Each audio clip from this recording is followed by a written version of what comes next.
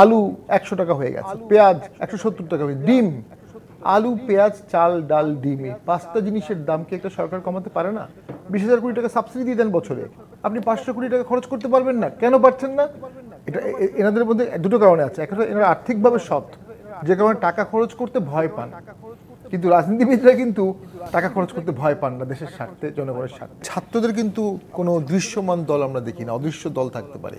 তাহলে ছাত্র, doctor Yunus dependent on ছাত্র, ছাত্র কার উপর ডিপেন্ডেন্ট? এবং এটা খুব ইম্পর্টেন্ট এই কারণে, কারণ একটা এই সময় পর্যন্ত অন্তত প্রথম 100 দিনে এই ছাত্রদের একটা বড় অংশ রাষ্ট্র পরিচালনায়, রাষ্ট্রের কাঠামোটা তৈরি করতে একটা তীব্র ইনফ্লুয়েন্স রাখার ক্ষমতা তাদের ছিল, এখনও কিছুটা আছে।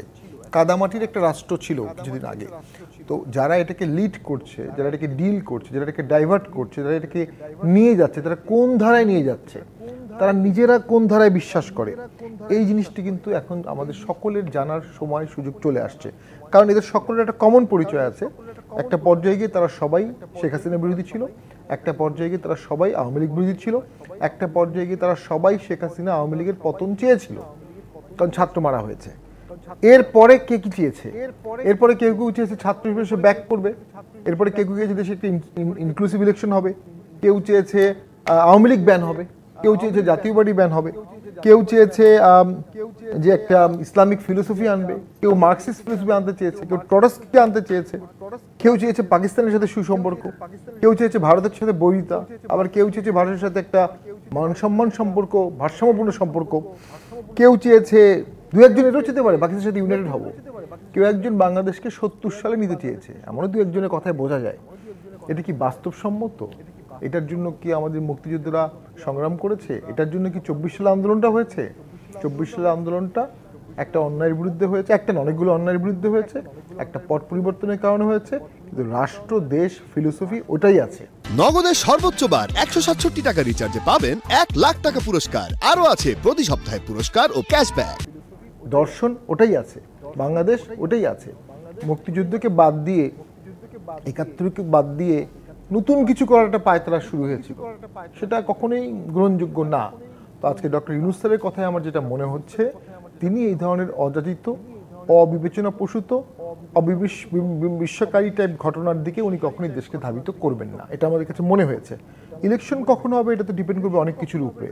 ওনার পর্বতুল্য ইমেজ আছে, আমরা যদি ওনাকে সমর্থন দিই উনি দেশটাকে রক্ষা করতে পারবেন, বাট বাস্তবতা হচ্ছে খুব দ্রুত পারদে এই বর্তমান অন্তর্বর্তী সরকারের জনপ্রিয়তা হু করে নেমে যাচ্ছে। প্রথম কারণ হচ্ছে জনপ্রিয়তা ধরে রাখার জন্য অথবা সমালোচনা করার জন্য কোনো দলীয় কাঠামো এই সরকারের নাই, অর্থাৎ কেউ সমালোচনা করে এটাকে বাধা কেউ দিচ্ছে না। আলু 100 টাকা হয়ে গেছে, পেঁয়াজ 170 টাকা হয়ে, ডিম, আলু, পেঁয়াজ, চাল, ডাল, ডিম, এই 5টা জিনিসের দাম কি একটা সরকার কমাতে পারে না? 20,000 কোটি টাকা সাবসিডি দিয়ে দেন বছরে। দেন তিউনিসিয়ার সাথে যদি মিল দেখি, তিউনিসিয়াতে কিন্তু প্রাথমিক পর্যায়ে অন্তর্বর্তী সরকার চরমভাবে দুটো কারণে ফেল হয়েছিল। প্রথম কারণ হচ্ছে একই দ্রব্যমূল্য, দ্বিতীয় হচ্ছে চিকিৎসা। এক্স্যাক্টলি বাংলাদেশের মতো সেখানেও সেই বিপ্লবে যারা আহত হয়েছিল তাদের চিকিৎসা করতে সেই সরকার সম্পূর্ণভাবে ব্যর্থ হয়েছিল। বাংলাদেশের এই সরকার সম্পূর্ণ ব্যর্থ হলো। আপনি 500 কোটি টাকা খরচ করতে পারবেন না? কেন পারছেন না?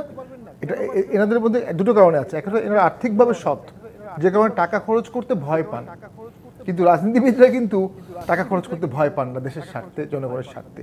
যে ছাত্ররা, জনতারা, শ্রমিকরা কাতরাচ্ছে তাদেরকে দ্রুত চিকিৎসা দেয় এই সরকারের নৈতিক দায়িত্ব ছিল, সর্বাধিকার ছিল। সরকার 100 দিনে এটা কিন্তু ফেইল হয়েছে।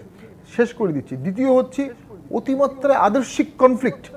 ওই যে একটা অংশ মুক্তিযুদ্ধের পক্ষে, আরেকটা অংশ মুক্তিযুদ্ধের বিপক্ষে, দুটোই বাঙালি, দুটোই বাংলাদেশি, একই দেশ, একই ভূখণ্ড, কিন্তু দ্বন্দ্বটাকে বেড়ে তোলা হচ্ছে।